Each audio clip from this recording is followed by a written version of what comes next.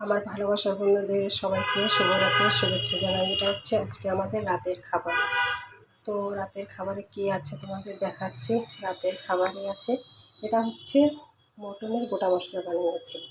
তো এর মধ্যে পেঁয়াজ পাতলা পাতলা করে কেটে দিয়েছি, রসুন দুভাগ করে কেটে দিয়েছি, আর গোটা গোলমরিচ, গোটা জিরা, গোটা লং, গোটা এলাচি, গোটা দারচিনি, আদা কুচি কুচি করে দিয়ে বানিয়েছি গোটা মশলা। আর এটা হচ্ছে মাছের ঝোল বানিয়েছি, মাখা মাখা করে মাছের ঝোল বানিয়েছি। আর এটা হচ্ছে পেঁয়াজ, এটা হচ্ছে ভাত। তো এটাই আছে আজকে আমাদের রাতের খাবার।